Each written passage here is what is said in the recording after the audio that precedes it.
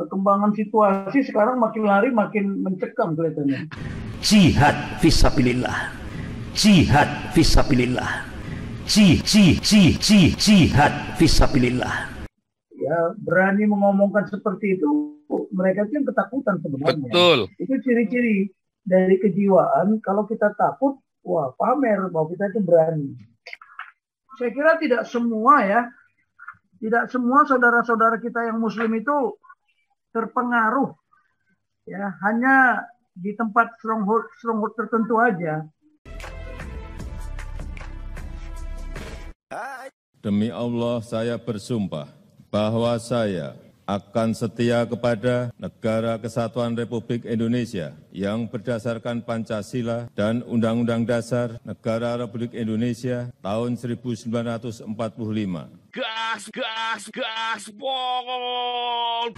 Perkembangan situasi sekarang makin lari makin mencekam kelihatannya.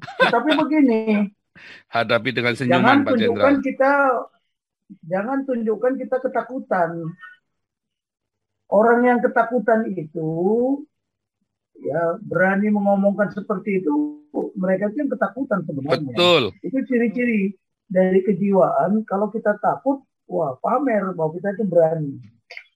Alah nggak mungkin lah mau jihad. Jihad bagaimana dia? Kekuatannya di mana? Kan gitu. Ya. Emangnya pasukan dari luar itu nggak standby? Semua udah standby kok. Udah diwaspadai semuanya itu. Apa yang mau dilakukan mereka? Memang ini yang menjadi persoalan adalah bagaimana strategi khilafah ini dihadapi oleh strategi nasionalis. Saya kira tidak semua saudara-saudara kita yang muslim itu terpengaruh ya hanya di tempat stronghold tertentu aja. Nah, dari kegiatan ini kan pasti ada pengkayaan ini akan digunakan oleh siapa? Para penyelenggara negara, ya, para penyelenggara pemerintahan, para pemangku kepentingan dan seluruh anak bangsa Indonesia.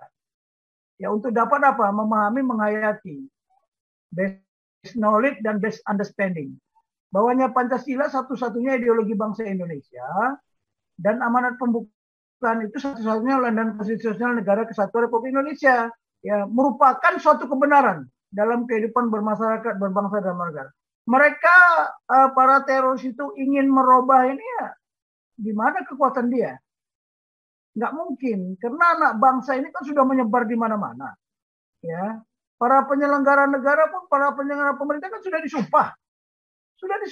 Mereka kan disumpah berdasarkan apa? Pancasila, ya kan? harus menjalankan kan? Yang berdasarkan Pancasila. Nah, ini kita juga begini, ini kita harus intisari dari ini untuk apa lagi? Untuk dapat dijadikan sebagai pedoman proses pengambilan keputusan, best decision making, ya kan? Dalam menata negara kesatuan Republik Indonesia, bukan menata hukum agama, bukan menata negara kesatuan Republik Indonesia, bukan negara khilafah atau bukan negara kesatuan Republik Indonesia yang bersyariah di segala aspek kehidupan berbangsa dan bernegara. Guna apa? Menghadapi segala bentuk ancaman, gangguan, hambatan, dan tantangan, baik yang datang dari luar maupun yang dari dalam. Ini kan sekarang ada ancaman dari dalam. Teroris sudah jelas. Nanti bagaimana kita menghadapi teroris, ya, penanggulangan teroris menggunakan pendekatan sistem pertahanan keamanan rakyat semesta atau menggunakan doktrin pertahanan keamanan semesta. Makanya kita lalai tentang itu. Dan sekarang MUI merajalela karena sudah dibekukan semuanya. Jadi contoh nyata bahwa komandan-komandan Kodim, komandan-komandan Korem itu teritorial tidak bisa bergerak lagi. Dulu zamannya Pak Harto, jarum jatuh aja sudah tahu. Kalau sekarang kan terlambat semua.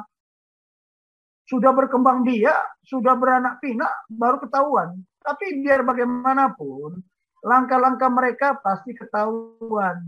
Jadi kalau saya menemukan suatu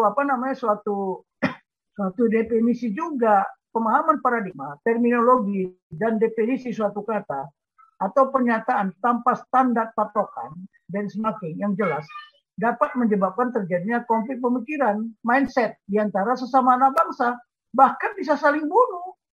Nah itu tadi lah, menurut yang di Jember itu kan mengatakan apa? Bahwa dia mengeluarkan pendapat. Ada 4 tadi kan, 4 solusi. Yang pertama konsepnya jika terjadi chaos itu adalah nanti triad Menlu, Menhankam sama Mendagri. Itu memang tertulis di dalam Undang-Undang Kedaruratan, ya. Kemudian dia juga menyampaikan OA, mengeluarkan definisi, pernyataan, terminologi dan sebagainya.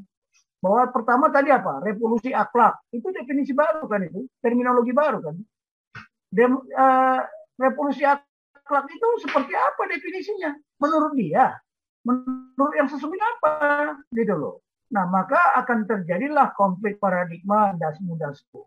Konflik paradigma das-mundasku itu kami yang benar dan kamu yang salah. Kita yang benar, kalian yang salah. Inilah yang selalu. Nah, konflik paradigma dan terminologi ini lebih berbahaya dari konflik atau perang 2 angkatan bersenjata antar negara. Tapi konflik paradigma dan terminologi ini terjadi konflik antara negara dengan aktor yang bukan negara. Ya mereka itu aktor bukan negara itu. Ya seperti ISIS, ya, kemudian GI dan dengan rekan-rekannya itu mereka itu bukan aktor negara. Non-state actor kalau bahasanya. Dan ini lebih berbahaya. Kenapa? Yang dibunuhnya itu jiwa dan hati dan pikiran, bukan hanya jiwanya. Hati dan pikiran, bukan hanya jiwanya. Kalau jiwa mati nggak apa-apa, tapi kalau hati dan pikiran mati gimana? Nah, ini yang begini-begini tidak dipahami. Sebenarnya kita sudah diingatkan oleh siapa? John Naisbitt, bahwa globalization come without rule, ya, but it's come with rules. Artinya globalisasi datang tidak dengan sang pengatur, tetapi dengan aturan-aturan. Jadi mereka ingin juga menyaingi apa? Ya globalis itu, karena globalis itu datang dengan aturan. Nah mereka juga mengembangkan aturan-aturan menurut dia. Contoh berdirinya FPI, berdirinya HTI, kemudian membuat aturan, ya yang baru-baru sesuka-sukanya aja. Seperti MUI tadi kan, membubarkan MUI sama dengan membubarkan negara. Kan membuat definisi baru, membuat pernyataan baru. Dia bikin aturan menurut dia. Ya kan? Nah, secara kontekstual, abad 21 ini kita dapat menyaksikan pergeseran paradigma. Seperti kata Susukuda tadi, aturan perundang-undangan dan berbagai definisi. Ya, redefinisi berbagai terminologi yang baru di berbagai belahan dunia. Tidak kecuali Indonesia. Cuman saya mau ingatkan di sini ya, bahwa sekarang ini ya, hampir di belahan dunia ini lagi abad eksperimental, abad coba-coba, ya mencari eksperimen, termasuk Indonesia. Lihat aja lah di berbagai belahan dunia, banyak sekali. Contoh ini, kemarin di Tunisia sudah ada perubahan baru kan, bahwa disahkanlah undang-undang poligami. Ya karena terlalu banyak wanitanya, sedikit laki-lakinya. Nah ini menuntut keadilan. Nah seperti inilah semua aturan. Nah sekarang mereka ini yang tidak suka dengan Undang-Undang Dasar 45 ataupun Pancasila, mereka coba membuat aturan sendiri.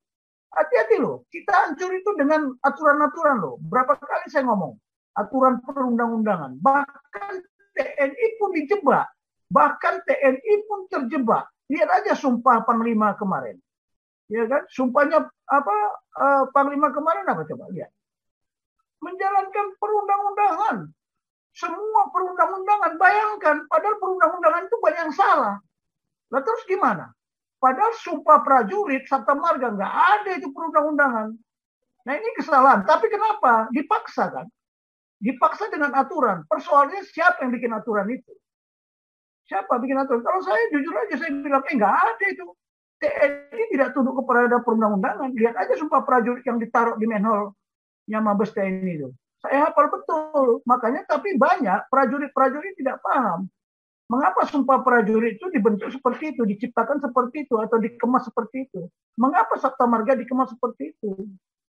Ya.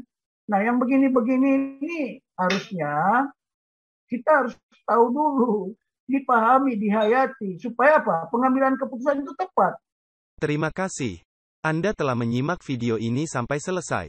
Silakan tuliskan masukan atau pengalaman Anda sesuai tema video yang kami sajikan.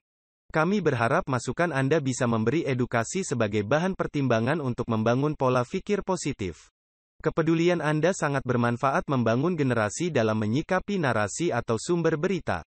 Terima kasih. Dan salam damai untuk Indonesia bersama Reaksi Nusantara.